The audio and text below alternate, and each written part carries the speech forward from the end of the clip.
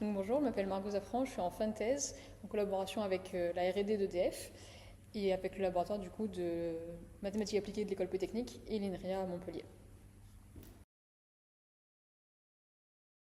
J'ai grandi à Marseille, après j'ai eu un parcours relativement classique, j'ai intégré des classes préparatoires dans le but de faire de la physique des particules et de l'astrophysique, de la recherche. Ça faisait 7 ans que je voulais faire ça, j'étais persuadée que je voulais faire ça. Donc j'ai intégré l'ENSTA Paris dans cette direction-là, parce qu'il y a une spécialisation de physique théorique.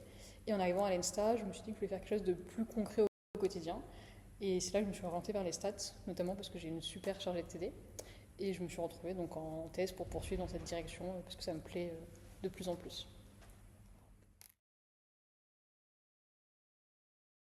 Du coup, donc, comme je disais, mon but c'était de travailler sur des sujets un peu plus concrets. Donc c'est pour ça que je travaille avec EDF.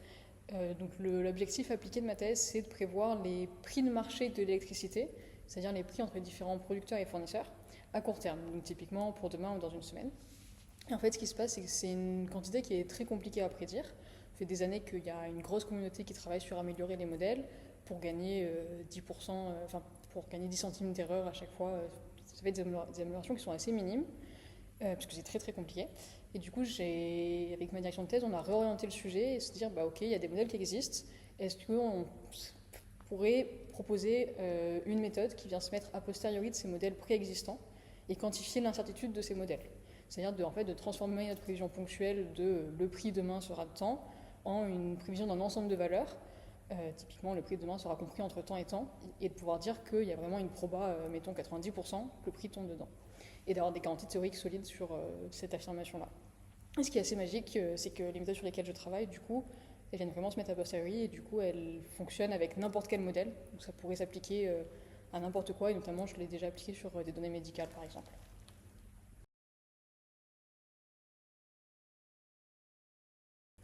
Alors, dans mon cas, ce qui s'est passé, c'est que j'ai plutôt choisi une équipe, on va dire, dans le sens où c'est mon encadrant, un de mes encadrants EDF qui m'avait contacté. J'avais déjà travaillé avec lui en stage, je l'avais eu en prof, en cours, et il m'a proposé le sujet. Je savais pas trop si je voulais faire vraiment de la finance, donc j'étais un peu mitigée. Mais l'équipe avait l'air vraiment top, donc je me suis un peu lancée pour ça. Et je pense que c'était un des meilleurs choix parce que, comme je vous le disais, en fait, on a réorienté le sujet au bout de 6 mois. Ils m'ont un peu suivi alors on se lançait dans un truc complètement nouveau pour tout le monde. Et ils ont fait ça parce qu'on se faisait confiance mutuellement et ça se passait très bien humainement. Et je pense, en fait, j'ai l'impression que c'est vraiment plus important de choisir des directeurs ou un directeur, une directrice, plutôt qu'un sujet. Une thèse, on s'engage quand même pour 3 ans, donc il faut absolument que ça se passe bien humainement. Et en fait, choisir une thèse, c'est dans les deux sens. C'est les directeurs qui vont être OK pour vous prendre ou pas, mais vous aussi qui êtes OK pour travailler avec ces personnes-là. Et il faut vraiment que l'appariement soit. Enfin, je pense que c'est bien si l'appariement est vraiment idéal.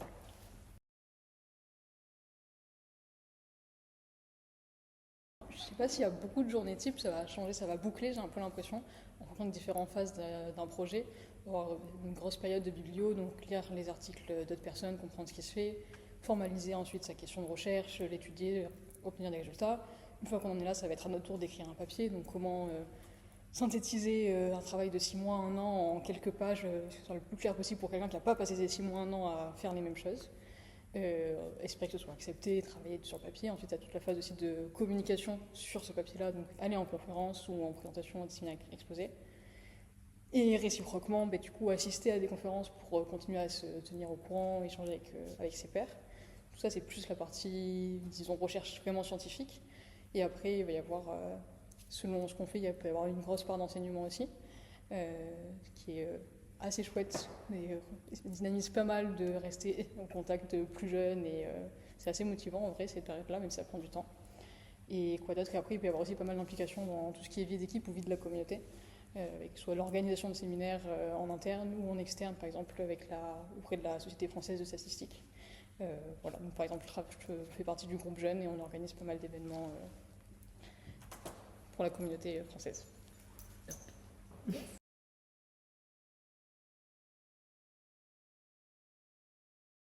Donc effectivement, ma thèse est bientôt finie, donc je soutiens dans un peu moins, un peu moins d'un mois maintenant, en principe. Et à la suite de ça, je devrais partir en postdoc aux États-Unis. J'espère pour 1 à 2 ans à voir. Et ensuite, j'aimerais bien revenir en France pour rester dans le milieu académique. Donc finalement, à la suite de ma thèse chiffre, j'ai préféré le côté plus universitaire. Même si industriel était très bien aussi, mais préférence personnelle. Donc j'espère réussir à trouver un poste dans le milieu académique en France.